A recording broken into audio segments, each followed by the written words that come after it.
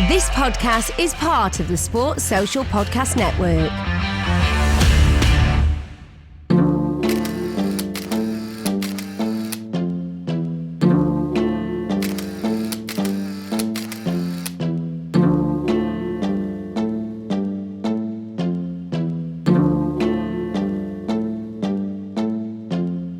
I've been all in my bag, you been all in my business. You be all in your feelings. I've been all in them trenches. I've been all in my bag. Hey guys, I'm Sai. Welcome to Ace Podcast Nation, the home of our wrestling series, Keeping It Real. This is Series 2, episode number 4. As usual, you can find all this and all our video content, youtube.com/Ace Podcast Nation. Do subscribe, click the bell for notifications. And if you prefer your podcasts in audio form, then you can find Keeping It Real, as well as all the other content produced by Ace Podcast Nation at the Sports Social Podcast Network, the UK's first all sports podcast network. You can find all sorts of shows there, a lot of them produced by us. And Keeping It Real got its own little website featuring the shows, all the previous shows with myself and Andrew and a couple of guests and here and there. But I'm delighted. It's been a couple of weeks to get the GOAT back in. He is pro wrestling, post wrestling's journalist, writer, interviewer, man of all talents and trades. It is Mr. Andrew Thompson. How are you, my friend? Sad, the Sands guy. Always a pleasure to be back on the podcast with you, my good brother. I hope all is well. Good to see your face. Nice haircut. Looking sharp. Looking like you ready to talk some wrestling graps. So yeah, I'm excited to be back on, man. It's been like what, 2 weeks, 3 weeks since the last time we did one of these. And I saw you got your interviewing thing going on. You interviewing the people from MMA. Got the football channel booming, doing big business, business. Proud to see it, man. I'm happy for you. Well deserved. I wasn't stuttering right there. I was just saying multiple wills. Triple well. No, I gotta say, with the MMA stuff, I've got like people hitting me up now, like PR people and stuff, which is nice. I feel like that shows that you're going in the right direction. If people want their fighters and their champions on their show, because I interviewed the one featherweight championship champion and his the number one contender Friday. Sorry, they're fighting in December. So I'm going to hold that back for a couple of weeks, I think, and try and time it just before their fight. That's going to be awesome. But that's good, isn't it? Look, it's going to be we're going to do. We always jump from topic to topic. It's my favorite thing about the shows that we do. That we try and talk about as much wrestling as we can in whatever time we've got. Today we've only got about half an hour or so we're going to jump around, as it were. I got a few things that I want to ask you about. It's difficult to know where to start, but I'm going to start with WOW, Women of Wrestling, mate, because I know that you will have an opinion on this, and I'm interested to hear your take on it, because what should be quite a positive reboot of WOW, like Women of Wrestling. Obviously, AJ Mendez back involved in wrestling is a massive thing. Has kind of been overshadowed with the announcement of Tessa Blanchard being a part of the roster, but then also the merchandise which followed it the day after. But you tell me and tell the people a little bit about that, and then also your opinion. Yeah, so with the Tessa Blanchard situation, man, it's like the way I'm looking at it, as far as like how I'm viewing it right now, is I really don't even want to like exhort.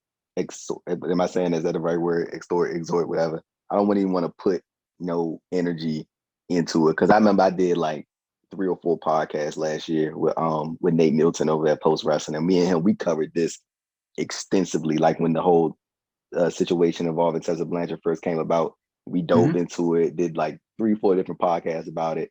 And I'm like, well, and hindsight being 2020, I'm looking at it now, right, when she got announced for the thing.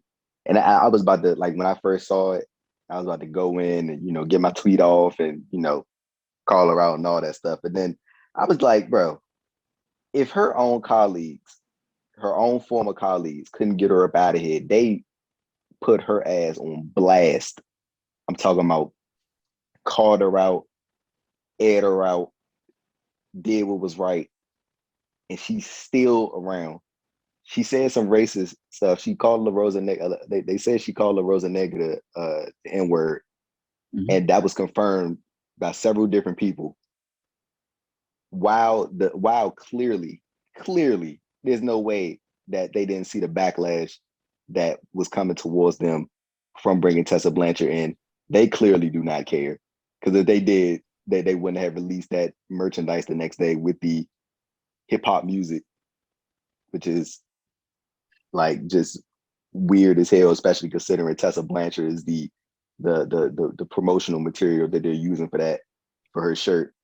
And like, bro, when I was just sitting back, I was like, I'm not about to just give any energy to them or her, because I'm like, if her own colleagues couldn't get her up out of here, and the amount of backlash that I saw from so many people, isn't enough to get even Wild to change their opinion. Like, I'm like, bro, these people do not give a fuck.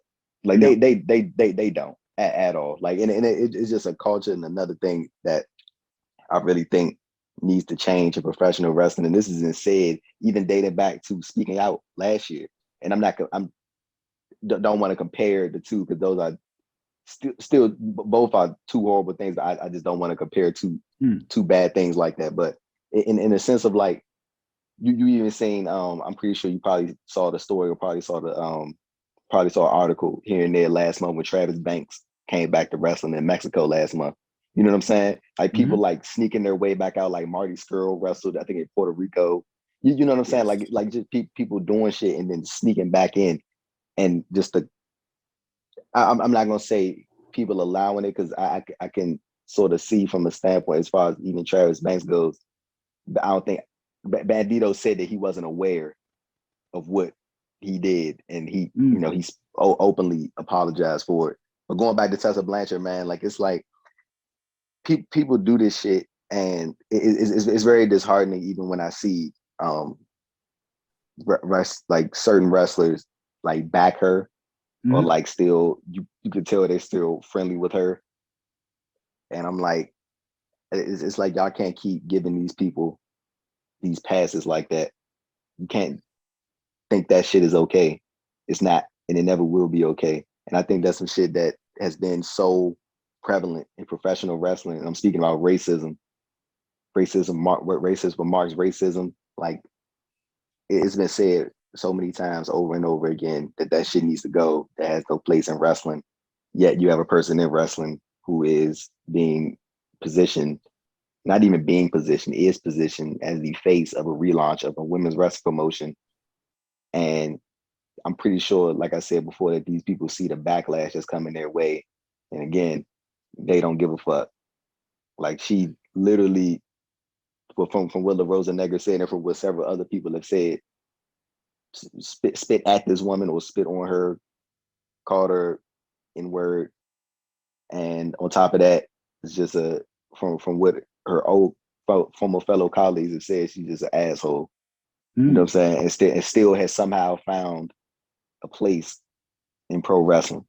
And that should just let you go. That should just let you know that the business is changing, but at the same time, it's not changing, because it's like a rinse and repeat cycle. And like when I saw that, I'm not gonna be like dramatic and say I was like disheartened, but it was just more so of a thing like where I'm like, me, like, if her, like I said earlier, like, if her own colleagues, bro, went in on her the way they did back in January 2020, Impact didn't care at the time, still put the world title on her. Fast forward all those months later, she got called out. You know, she put her whole bullshit statement out about how, you know, I would never say that. She full of shit. Everybody knows she full of shit. Like, come on now. It's clear as day. And then she, you know, doing the whole thing where, you know, I apologize if I ever offended you that would. I lie to you. People always do that when they get called out. They're not sorry for it. They're sorry that they're not more so remorseful about the fact of what they did. It's just more so about they got put on the front screen, and now they have no option but to release a statement or some type of bullshit as whatever that they're trying to put out or convey to the world. But with Tessa Blanchard, man, it's just like when I saw her come back, I was like, bro, you know what? I'm not about to even try to, because I mean, like it's just like if her own colleagues couldn't get her the fuck up out of here, racist remarks couldn't get her up out of here, and while getting the backlash that they did, getting the backlash they did from announcing her, still can get her out of here. What the fuck am I going to tweet that's going to matter, bro? You know what I'm saying? Like it's like it is disheartening, but at the same time, I'm just trying to keep the mindset of maybe. I mean, because and that doesn't have to be everybody's reaction. Like I thoroughly enjoy the tweets, the people going in or I find it hilarious. Like when people, not all the time. I mean, I don't want to say funny in like a way where it's like not called for. I mean, funny in a way of like I'm enjoying it. But more so in the sense of like I really wish that there was more like direct contact with some of these people that run WoW so they could know. But I'm pretty sure they know. But like it's no fucking way that they don't know. You know what I'm saying? And like I kind of feel bad that AJ Lee's return to wrestling has to be sort of associated with Tessa Blanchard. But at the same time, like I feel like AJ Lee is tapped in. And that's what I'm saying. I feel like she's tapped in. Like I don't think she's like completely oblivious. I guess no fucking way. Like she's like completely oblivious to the things that are being said about Tessa Blanchard, regardless of whether she believes it or not. Like I refuse to believe that she doesn't know something. Like AJ is tapped in. You know what I'm saying? She's tapped in. Like so, it's just one of those things, man. Where I really wish that she just would be pushed to the side. But I feel like that's going to be a thing where you are going to have to hit where it hurts, and not watch the shit. Not watch. You see what I'm saying? Like that. Which is unfortunate, isn't it, for the other people?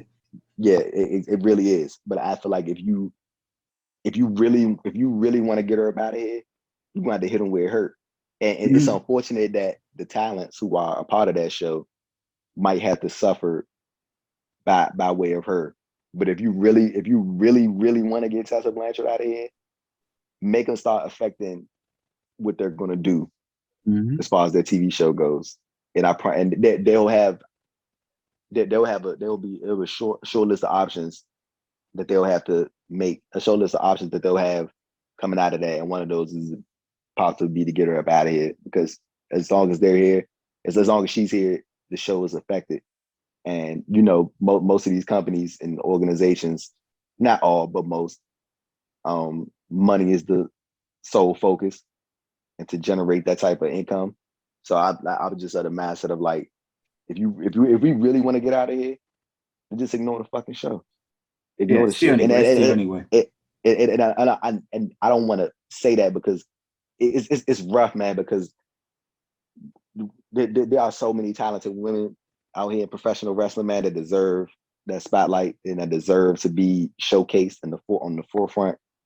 But at the same time, it's like what Tessa Blanchard did, it's like that big fucking black eye. You know what I'm saying? Yeah. And it's like she's like dampening the fucking announcement. Like, dude, AJ Lee is back in wrestling.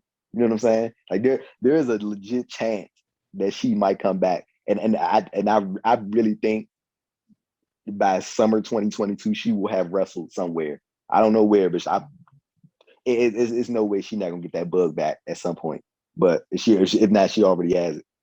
But yeah, man, that's pretty much all I had to say about Tessa Blanchard. Like I was just at a mindset of like, dude, if her colleagues can't get her the fuck out of here, racist comments can't get her the fuck out of here, the backlash can't get her out of here, nothing I tweet, it's like gonna make a difference, bro. Like, you know what I'm saying? Like, and it's sad that it's that way, but I feel like the only way to make an impact is to just as long as she is associated with WoW, I won't be watching it.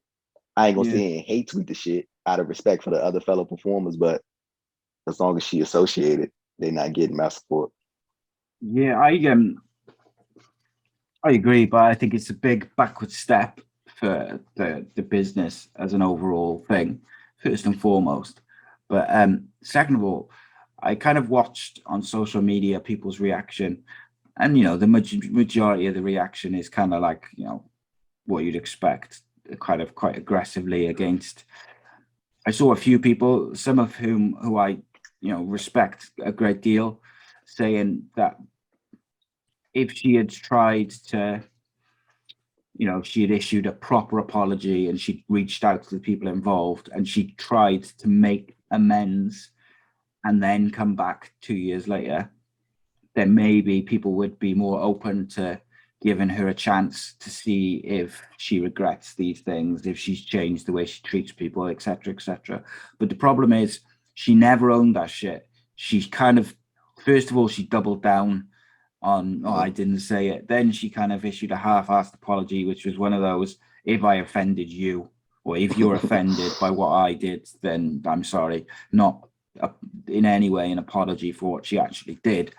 And like, to me, it's a tricky one because like she is not, it's not a tricky one, should I say. She's not like a kid or a teenager when she said this shit, and whereby they could have been like showing off to their friends or being brought up a certain way or influenced by older people or whatever it may, all the different things that kids say stupid shit and they don't understand the, like I'm on about like teenagers more than kids, but like they say stupid shit and they might not grasp the gravitation. I'd like to think that as time goes by these days, they do, but certainly like back when I was younger and probably in like 10, 15 years ago as well, like teenagers would say shit that was offensive to get a reaction out of people and to upset people and whatever. But then as they grow into adults, they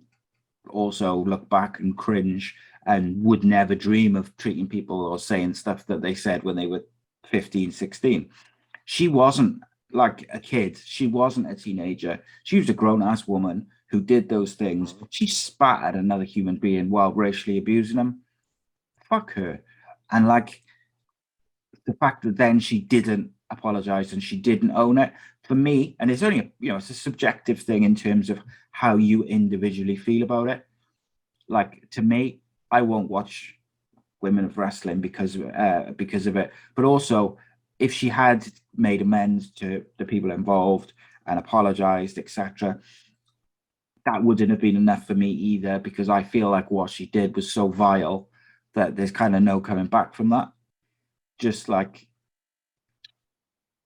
I don't know, like what to compare it to, but like because I don't want to compare like some of the stuff in the Me Too stuff with this, so I'm not going to use a comparison. But like, matter of fact, I ain't mean to cut you off, my bad. But I was like, just to give you a comparison, you can even compare it to the situation last year when the video came out about Excalibur, when the old PWG videos, when he was saying the N-word, there's that, and exactly that. And like for me, like what she did was so different to that as well, because like what he did, he should have stood up and say, no man, this shit's bullshit, I'm not doing that. And he didn't, for whatever reason. No, I think he did. But he did it anyway. He did. Yeah, but he still went along with it, didn't he? He still said that shit, but I think he addressed it. And it is completely different. But like spitting at someone and using slurs, like that's aggressively racist. And to me, just me, my personal opinion, even if she had reached out to people and made amends and apologized properly, that wouldn't have been enough for me to kind of give her another chance and be a fan or to follow her career objectively, like not objectively, but like like properly, and being into her shit. Like for other people, that might have been okay. And I saw a few people saying she has the right to work, etc. Yeah, of course, go get a job in a fucking shop. Go get a job. I don't give a shit where you work. But I don't want to see you on my TV wrestling, stinking up my companies, and etc. etc. But it's different for individual people. Maybe like there's people who would be okay with, like, so to put it another way, like say she had just used that word, the N word in a sentence, like just talking, not aimed at someone, and then she had apologized and made amends and kind of really done a proper apology, then yeah, maybe then I'd be like, right, okay, let's see how she is. But she has got a reputation of being a dick. She's got a reputation now of being aggressively racist. Like, that's two very different situations.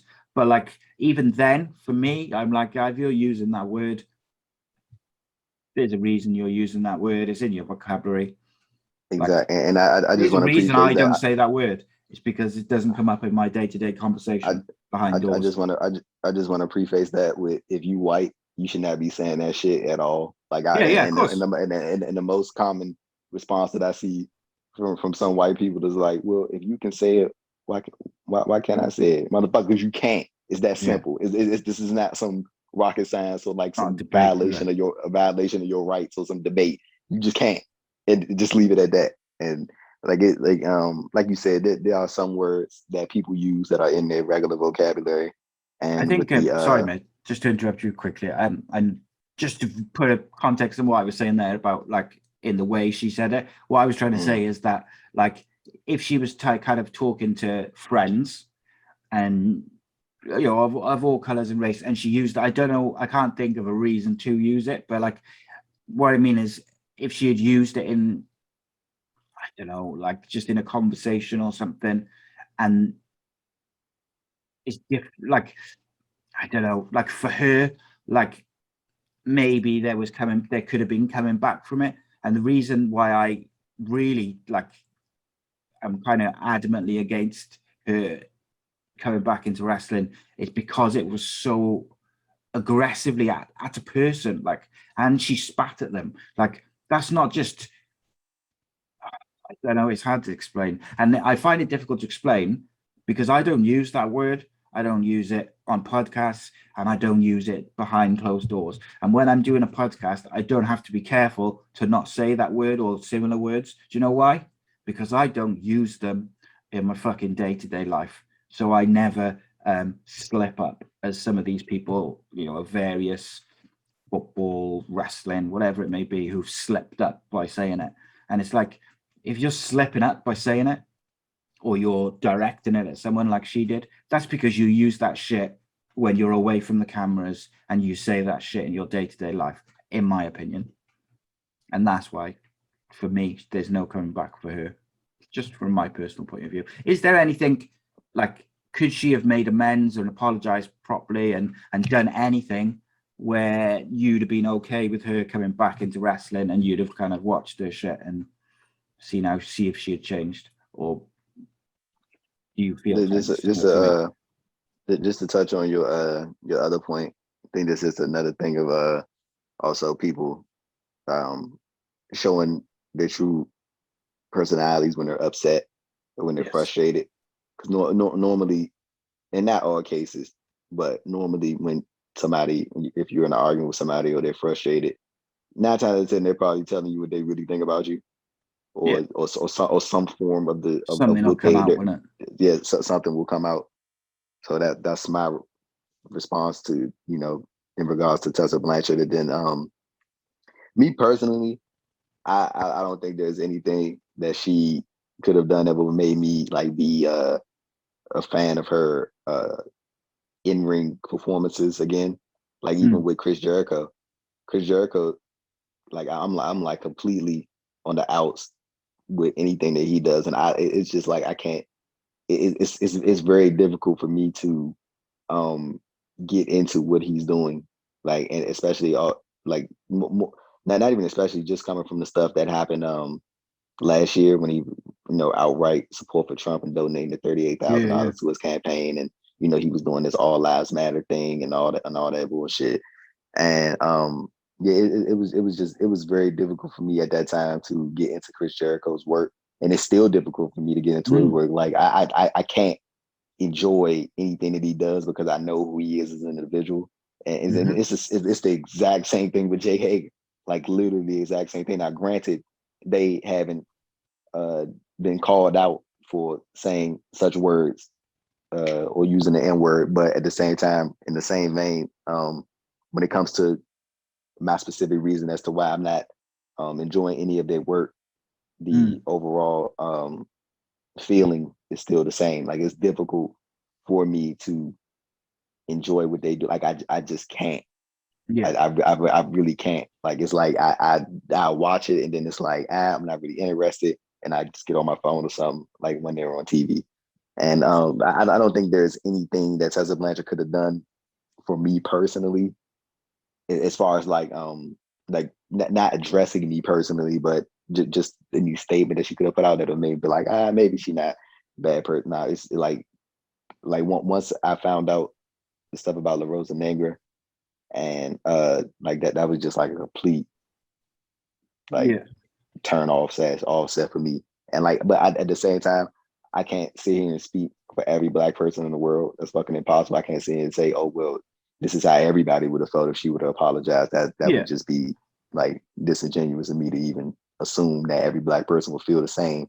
So I can just say for me that if she would, even if she'd have put out a statement and owned all her shit instead of doing the passive aggressive thing that most people do, like I still don't think that, like I just would have not been tuned in to what she did, or like if I did have to cover something she did, I like really wouldn't be that locked in on it. So, I mean, like I just don't. I mean, I'm obviously WoW sees a place for her in wrestling. Yeah. I don't, but at the end of the day, I'm not the one that owns a fucking organization, and they pretty they saw the backlash from it. They know that people are not happy with her being there. But like again, they don't care, and they're going to move forward with her, regardless of whether people like it or not. So, I'm not about to keep wasting my energy on that lady. I'm just not. Like Yeah. I'm. We've wasted far too much of this half an hour on her already. I'm disappointed to say. So we're going to fly through some stuff. Right. And where do we start? Right. Have you seen Dark Side of the Ring on FMW? I have not. I have not. Mate, that shit's Saw the wild. clips. Right. We'll talk about that on the next episode. We'll talk about like a couple of them, but that shit's fucking wild, mate. But as usual, they've been very, very good. Right. We'll move on to that next time. I saw the Chris Canyon one. Yeah, I found that one, like, a lot of them are being quite wild, like with the different stories and about like Brian Pillman and all these different characters from the past. I found the Chris Canyon one really sad. Yeah. And that one kind of like really hit me, like how unhappy he must have been and how much he was having to deal with in private, But it is what it is. I guess but we'll talk about. I know a lot of people have asked us if we'll like kind of go through them episode by episode. So maybe when the series finishes, we'll go through this most recent series and just have a little chat about them and stuff. We had the WWE Draft this past sort of couple of weeks. My problem with the draft is that so often they just move people around in a way that you end up with the same people just on different nights. But I will say that there was some people like Hit Row going to SmackDown. I was really happy to see that shit, mate. Let's go. Because I think there's the potential for that is, that's phenomenal. They've swerved, but just as a group generally, I think they have got so much shit. I'm happy for them, sir. I really am. Yeah, man. 100%. What do you make of NXT 2.0 so far? It's not tailored to me. I understand that. Like, so like I even with most like just the in-ring stuff, bro. I try to like think of like a different mindset when it comes to certain TVs. Like I understand NXT 2.0 is not really going to cater to me, so I just try to enjoy it for what it is. Like do I think it's a good show? I don't really think so. but like it's just now like I just watch it to like sort of like get like some I guess a couple like I don't want to use the term get a couple laughs in like because I don't want to be like like disrespecting people who like going out there and trying to like put in hard work. You know what I'm saying? Like I don't want to be that person. Like I would say more so I'm getting a laugh out of some of the characters. Yeah. And not even 100% in a demeaning way. As a matter of fact, not 0%. I don't mean that in a demeaning way. I mean like the shit is just like what is going on? Like the Tony D'Angelo thing. Like I genuinely find that hilarious because like this dude is like getting over on pure sarcasm from social media. Like that shit is great. The fact that he is legit over because of social media, and they were sarcastically getting behind him, and then people are like legitimately behind him now. Like I don't even think it's sarcasm no more. I think people are just like enjoying seeing him and like people putting the little emojis of the person like holding the fingers. Like that shit is so funny, man. But but with NXT 2.0, like see the thing is, I don't know if it's just me, and I want to hear your thoughts about this. Sort of the quote unquote NXT OGs, they seem so out of place. Like Kyle O'Reilly, Pete Dunne, even Io Shirai. Like she just seemed they seem so out of place. Like they don't belong. And like I feel like they need to just call up like the rest of the were you surprised OGs, man, that they didn't move Pete Dunne with Ridge Holland? Like that to me, like leaving Pete Dunne on NXT 2.0 and taking his guy was so weird to me because he's just signed a new contract. He's, by all accounts, everything I remember reading, that Vince quite likes him just because of the way he conducts himself and works. Triple H is a big fan. He's got he's quite popular within WWE, and for him to, I just thought it made like him going with Ridge Holland makes sense. Like you could have Ridge Holland be his muscle. You could do a Pete Dunne versus AJ Styles feud just off the top of my head, which would be an electric feud, and you've got the two big guys going face to face. That was weird, but yeah, you're right. Like I think there's a reason why Johnny Gargano is kind of off TV and probably his contract seems to be running out. Like he doesn't fit in there now, does he, in the NXT? It remains to be seen what NXT will become. I don't know. It remains to be seen what a few things will move into on WWE. Let me say this. I do like Braun Breaker. I really do. I really like Braun Breaker. Him a dumb name. I don't know why you just can call him Rick Steiner. Like I don't know. But what would they call him? Bronson Steiner or whatever. Some I wish they just. He's got a really cool name anyway. But he sounds just like Scott. Like it is hilarious. That shit is great. But like I really like it, and I'm interested to see what they're gonna do in a couple weeks because I know he got an NXT title match, but I think they're gonna mix in Mr. Right Wing Joe Gacy in there somewhere. Stupid gimmick as well. I just like you say, I don't think it's just not for. It's like not for me. Yeah, it's not for me, bro. Like, and that's I'm okay. not like, entirely sure who it's for. Is the problem? You know Do you know what I mean? No, like it doesn't feel like it's aimed at kids. It doesn't feel like it's aimed at people my age, your age. Like, who is it aimed at? Do you know what I mean? I just don't quite know maybe who it's not aimed at. Maybe it's not really aimed at anybody. Maybe it's just strictly just just developmental. I'm sure USA will be USA will be thrilled that it's not aimed at anyone. One thing I wanted to ask you about was AEW. It looks like we're building towards Hangman taking the title of Kenny Omega. He is over, and AEW is on fire. Yeah, it's been superb, mate.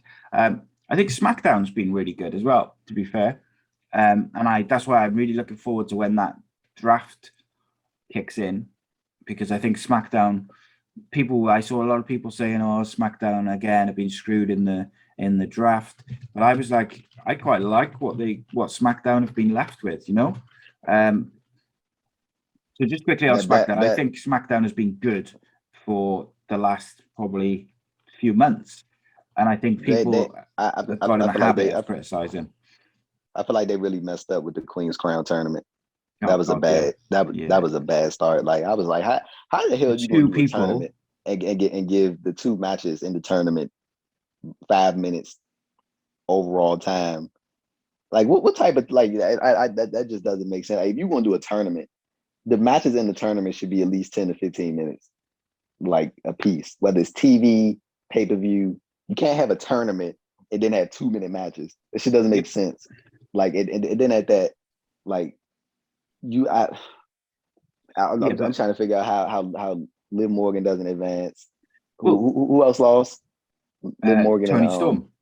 Tony So Storm. when I looked at the layout for who was fighting who for that tournament, I was like, shit, they could use this tournament to really kickstart Tony Storm, really get over Liv Morgan, or really cement Shayna Baszler. They were the three names which straight away I was like, you could have incredible matches, build their characters. This could be the start of a big push for any of them.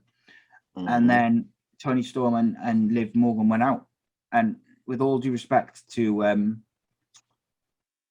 forgot her name. Zelina and Carmella. Yeah, Zelina. She hasn't won a match since she came back until now.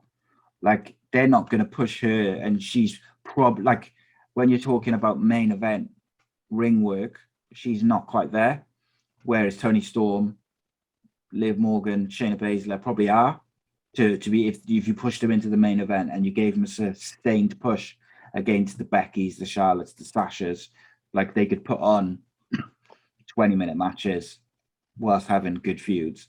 But yeah, I was surprised, depressed, all in one. Like I look at that tournament now and I just think, well, any interest in it, which I had, is kind of fizzled out. And I just want Shayna Baszler to win it dominantly, basically, because all the people who are kind of left, they don't really, to me, and you know, it's not always booked for someone my age, but like, to me, like, not really looking at that thinking, yeah, they should build around these girls. But you know, it is what it is, I guess. I think Carmella's going to end up winning it, to like give her like sort of the queen shtick to go along with the them calling her the most beautiful woman in WWE, and then, you know, her being queen. Yeah, she used to be the princess as well, didn't she, of Staten Island? Yeah, so I guess there you go. Sense. Yeah, I feel like Carmella's probably going to win. I think a lot of people think Shayna Baszler's going to win it. We hope Shayna Baszler's going to win it. She really probably should win it, but I think it's going to end up being Carmella. And for the men's tournament, I feel like we probably either going to see Jinder or Finn. But I'm betting on Jinder because I don't trust. I'm betting on all the eyeballs in WWE tournament. Yeah, I think it's difficult to call, isn't it, with the way they book these days. So I think Sami Zayn's not a bad outsider because they could give him the king gimmick. And I don't think Sami wants to go to Saudi Arabia though. I remember he did. I'd be surprised if he went. Very surprised if he went. Don't think they want him there either, mate. In fairness. I mean, I don't know that. See, I'm not. No, I mean, I don't know that. The people, not WWE. I mean, I know what you. I'm just saying, like, I remember he did an interview, on the Blind Boy podcast, I think it was last year, and he was asked if he could go to Saudi Arabia, and he like was basically on the lines of like he just doesn't know, like he never asked. Yeah, he just hasn't asked. So I think he, without having to ask, doesn't think that maybe he can't. Yeah. So he just doesn't even bother with it. Yeah. So, of course. You know, but you never know. You never know. He might. I think Xavier Woods will win King of Ring. Just saying. That would be cool. Now see, he has literally been asking to be in this tournament or be in some version of King of the Ring for like 3 years now. Like if he at least doesn't make it to the finals, they are dead wrong. He's got to face Kofi, haven't he, in the second round? I think. I think Kofi would have no problem putting over Woods. No, like I think Kofi would be like, of course, like why not? You know. Well, Kofi had his push. Big E's getting his. Yeah. You know, they may view it as now it's Xavier's. It's Woods' time, man. It's his time, man. And I'm I'm like 100% sure without knowing a thing that Kofi will probably, if they ask Kofi, hey, could you mind, doing a favor to Woods, Kofi will probably go out there and lose 2 minutes if he had to, if that meant Xavier Woods got the win. That's his family right there. 100%. So yeah, 100%, man. But when we was talking about AEW, man, they I was got gonna ask you a question about that. much. Oh yeah, you go ahead, my bad. Sorry, I was just going to ask you a very quick question because I've got to go in a minute, unfortunately, which I'm really disappointed by. We spent so much time on Tessa and women of wrestling, but we're going to try and be talked about. Yeah, and we'll fit in some more shows, even if we do a few short ones. We'll fit in some more. Right. So Miro dropped the title to Sammy Guevara. I want to know what you would do with Miro next. So my idea would be that he would be either the first feud for Hangman as AEW champion. The only problem with that is you don't want Hangman to lose. You want Miro to lose his first feud as a main eventer. Or maybe Adam Cole or Nick Jackson in like a long-term feud versus Miro. But what would you do with Miro now that he's not in the TNT title picture?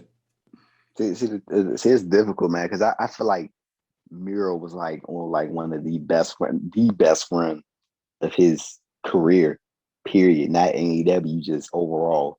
Like he was like legit presented as like one of the most dominant champions in AEW. He was so believable. He had the fucking theme song, look, gear, in-ring stuff was down. Like I was like legit like shocked when Sammy beat him for the title. Like I like they did such a good job of building him up. Like I was just like, what do you do now that he's not champion? Like he was just such a great TNT champion. But like I also understand the fact of if you're not gonna do this now, when are you gonna be able to take the title off this dude? Like, because it's gonna get to that point where it's gonna seem like nobody can do it. So you might as well just go ahead and pull the trigger now. And like I said this on Twitter, I think Will Hobbs is gonna be the person to take the TNT title off Sammy, because I feel like they just wanted a baby face, because I feel like they're building up Hobbs, and I think Hobbs is ready. Hobbs is the man. I like Will Hobbs a lot. But with Miro, see, the thing is, they're going to announce the bracket for the AEW World Title Eliminator Tournament at Full Gear on the Saturday Night Dynamite on the 16th of October. They're going to reveal the bracket for the tournament, and the finals are going to take place at Full Gear. So if Hangman really is getting his shot at Omega at Full Gear, we'll know who Hangman's first challenger is that night. For sure. So with Miro, I don't think you should throw him right there immediately, because he is, in my opinion, amongst that top of the top or near the top in AEW as far as talents that have been protected on TV and on pay-per-views and stuff. Like, see, I was thinking of this, and I don't want to go this route, but like, I'm pretty sure people want to see Miro on TV. Yes. And even when he was wrestling Sammy, people were chanting, "We want Lana." Yes. And I see it's just difficult, because like I don't know what you do with this dude. Like I don't like that he's not TNT champion. Like I don't know what Tony Khan got planned, but I like, me personally, I just cannot figure out like what I would do with Miro now. So like, if you need just a gap to fill, Rusev Day with Aiden English and Lana. No, you can't call it that. And then have him tap out Cody. You know what I'm saying? Yeah, and get Brandy involved. Fans do not like Cody anymore, do they? Oh, they fucking hate Cody. Jesus Christ! But let me not use the word. I ain't gonna use that word. They dislike Cody a lot. Yeah, you know. Like I don't know why they're not turning him heel, because if they turn Cody heel, he'd be super heel, wouldn't he? Oh my goodness, man! If they turned him heel, Jesus Christ! Like but that's their choice. But so we're gonna try and hook up and do another show this week. Just gonna have to check the schedules and stuff, because there's a few subjects which I want to discuss. I want to discuss Impact. I want to discuss GCW. I want to discuss should AEW bring a trios title in, And also, I want to discuss John Laurinaitis telling Liv Morgan not to interact with Britt Baker on social media, which was quite an interesting one. But I have not got the time to. It was reported by someone today. I saw it on Twitter. I think it might have been the Observer who reported it. No, that was fake. That was fake. Oh, was it? Fake, I apologize. That was I fake. just saw the tweet and I saw it. No, because I think I know you. So people would be like, people gotta stop doing that shit, like putting fake quotes out there, bro. Because that's not good for wrestling media. No, of course it's not. It makes people not trust people, doesn't it? People really believe some of that shit. Like I really wish people would stop doing that corny shit, man, and stop saying some sources are reporting this. Like that shit is so corny. Please stop doing that, bro. Please, because you putting a bad rap on wrestling media because from the people that are not able to differentiate sarcasm from the real thing. Like, please stop doing that goofy shit, man. It does a disservice to the real media guys. Exactly. It's not funny, bro. But real quick before we get out of here, prediction for TBS champion. Jade. If it's not Jade Cargill, it's a mistake. Basically, there we go. That's all I would say. Because I'm going Jade for her. Yeah, that's how you keep Britt and Jade away from each other as well, and it making sense. Because the way they're both being built at the moment, if there's no ulterior thing for Jade to go to, whether it was a tournament or a title, if there was no other thing for her to target, the way they were building both her and Britt, they had to clash at some point without it being a bit goofy and looking a bit weird. Whereas now you can keep them separate, but still they can talk about each other and say how one's the best. But they don't need to really cross paths until you want them to. Yeah, I'm on Jade is my first option. Second option, Serena Deeb, and my sleeper option is Layla Hirsch. Yeah, I saw that on your Twitter. That's a great shout. That is. Big fan of Layla Hirsch. I'm really sorry, bro, but I've got to go. I'm really disappointed that we just haven't had enough time. But let's try and sort something out, even if it's in a couple of days' time, and we can do, even if it's just another short show, and then we can do some stuff. I got a fairly open week this week, but the week after I'm jam-packed because I've been invited to do a few things in studios. Boo this man. Indeed. No, it's been good to catch up, my friend. Guys, subscribe, check out the Keepin It Real audio site. We will be back soon. We're going to try and keep this shit rolling, but I appreciate your time as always. Subscribe to Andrew Thompson interviews on YouTube for all the best wrestling interviews and content, and give Andrew a follow on social media at Andrew Thompson __ I believe. Subscribe youtube.com/H Podcast Nation. See you soon. Out.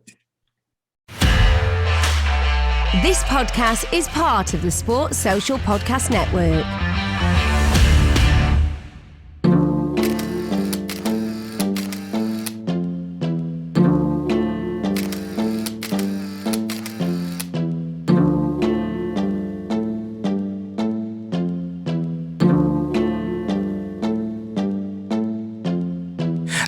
All in my bag, you been all in my business. You be all in your feelings. I been all in them trenches. I been all in my